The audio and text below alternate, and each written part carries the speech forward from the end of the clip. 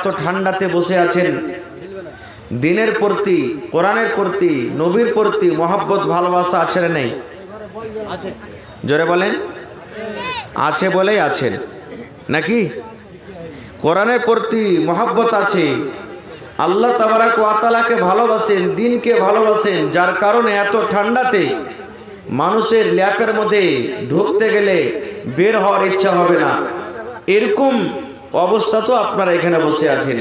আল্লাহর কাছে দোয়া করে রব্বুল আলামিন যত লোক এই মজলিসে জালসা শুনতে এসেছে, ছোট বড় নর নারী, আল্লাহ সকলের তুমি জীবনের গুনাহ খাতাকে মাফ করে দাও, পড়ুন আল্লাহুম্মা আমিন। আল্লাহ যারা মুসিবতে আছে তাদের মুসিবতকে তুমি দূর করো, পড়ুন আল্লাহুম্মা আমিন। আল্লাহ যারা বিজনেস করছে তাদের বিজনেসে তুমি উন্নতি দান করো।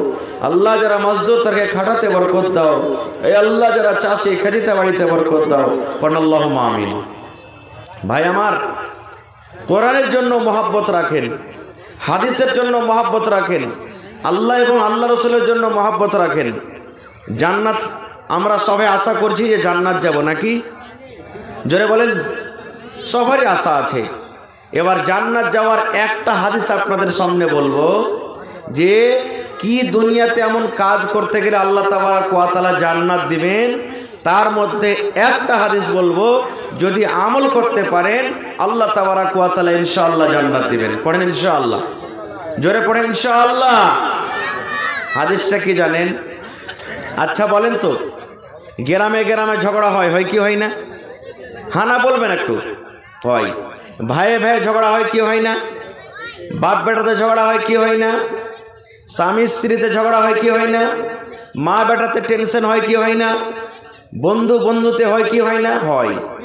এবার আল্লাহ রসুলের হাদিস, আল্লাহ রসুল বলেছেন যে ধরেন দুই বন্ধুতে ঝগড়া হয়ে গেল, দুই যায় ঝগড়া হয়ে গেল, স্বামী স্ত্রীতে ঝগড়া হয়ে গেল।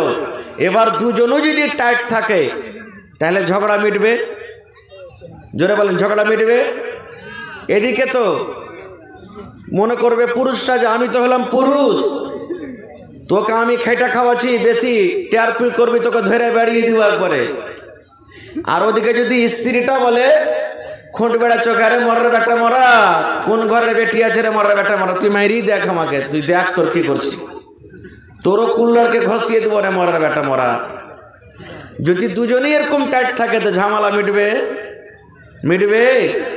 ধরেন গ্রামে গ্রামে ঝগড়া লেগে গেল, গ্রামে গ্রামে ঝগড়া লেগে গেল। এবার এক দল বলছে, এ শালা তুই জমিদার আছিস, তুই নিজের বাপের থাক, তুই আমাকে খাইটা খাওয়াইস না, বেশি টেয়ার করবি যে তোর চোখ তুলে নেবো একবারে।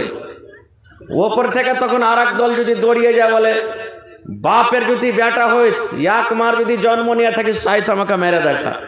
ঝগড়া মিটবে? মিটবে? মিটবে না। আল্লাহ রসুল বলেছেন, এরে আমার উম্মতের দল, জান্নাত যাওয়ার অনেক আমল রয়েছে রে উম্মত। জান্নাত যেতে গেলে বিভিন্ন রকমের আমল রয়েছে, কিন্তু আমলদের মধ্যে একটা আমল এটা।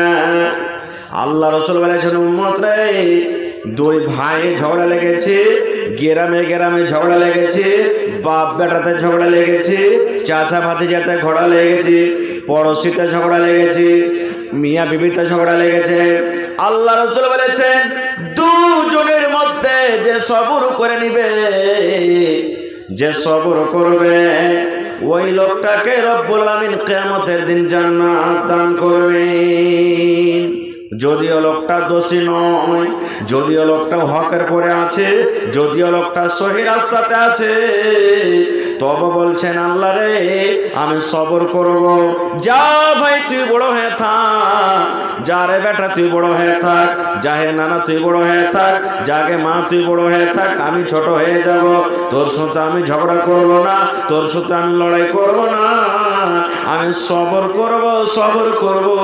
আর আল্লাহর কাছে দোয়া করছি, আল্লাহ রাব্বুল আলামিন যেন তোমাকে হেদায়েত দান করেন।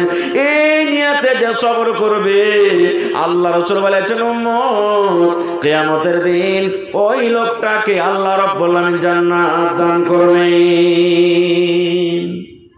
ঝগড়া হয়েছে, যে সবর করছে ও সহি রাস্তাতে আছে, আর যে ঝগড়া করছে বেশি বেশি করে ও ভুল রাস্তাতে আছে, গলত রাস্তাতে আছে, জুলুম করছে। এবার রাসূল বলছেন ওই লোকটা মানে দুজনের মধ্যে যে কেউ যদি সবর করে নেয়, ঝগড়া না করে, ঝগড়াটাকে শান্তি করে দেয়, রাসূল বলছেন তার জন্য জান্নাত আছে। কত বড় আমল, কত বড় আমল। আচ্ছা, আর একটা প্রশ্নের উত্তর দেন তো, এই জমিনের ওপরে সব থেকে তাকাতোয়ার কে বলেন তো? হাদিসের কথা বলছে, সব থেকে শক্তিমান জমিনের ওপরে আসমানের তলাতে সব থেকে শক্তিমান তাকাতোয়ার কে বলেন না জি ভাই? জি, আল্লাহ রাসূলের জামানাতে একজন সাহাবী, আপনারা যেমন আজকে বসে বসে জালসা শুনছেন, আল্লাহর নবী সাহাবী রেখে বললেন, ও আমার সাহাবীর দলেরা, জমিনের উপরে সব থেকে কে তাকাতোয়ার শক্তিশালী মানুষ হলো বলো তো? একজন সাহাবী পট করে বলছেন, নবীজি, দু চার জনকে একসাথে যে লড়ে ফেলবে সে হলো তাকাতোয়ার। বলছেন দুই চার জনকে বীরের মতন যে একবার লাঠিতে পাটিতে একবার এমন ওমন এই ঘোষা ওই ঘোষা দিবে, ও হলো কি তাকাতোয়ার। আল্লাহ রাসূল বললেন না, একটু আওয়াজ দেন না যে ভাই।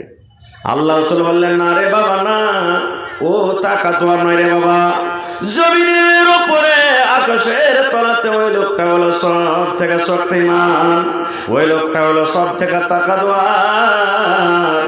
আল্লাহ রাসূল বলেছেন রাগ উঠে গেছে, এমন রাগ হয়েছে বন্দুক পেলে গুলি চালিয়ে দিব, লাঠি থাকলে মেরে দিব, খুঁট বেড়া থাকলে ছেড়ে দিব, হাঁসা থাকলে চালিয়ে দিব, তীর থাকলে ছেড়ে দিব, বললাম সুলপি থাকলে মেরে দিব, এরকম রাগ হয়ে গেছে।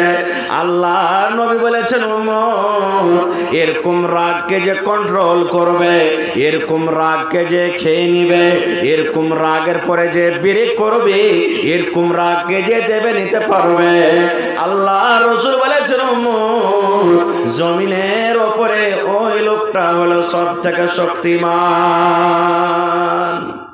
হয় না এরকম? ভাই ভাই হয়তো এক কাঠা জমিন নেই, আধ কাঠা জমিন নেই, আইলে এই যে মুসলমান আইল কাটতে বেশি জোর, আইল কাটছে, হাল বাইবে তখন টেড়া করে কোদল চোপাইবে, আর একজন এসে বলে সাল আর বেটা সাল তুই আইল কাটবি, পিছন থেকে দিলে এক কোদল মাথা ছিতরে দিল ওকে। সুবহানাল্লাহ। একটু বাঁচাতে গিয়ে কয় বিঘা নষ্ট হবে, হবে না? হবে না? জোরে বলেন হবে না? হবে না? হবে। তো রাসূল বলেছেন যে সবর করবে, নিজের গোসাকে যে ঠান্ডা করতে পারবে, আল্লাহ রাসূল বলেছেন ওই লোকটা হলো সব থেকে শক্তিশালী।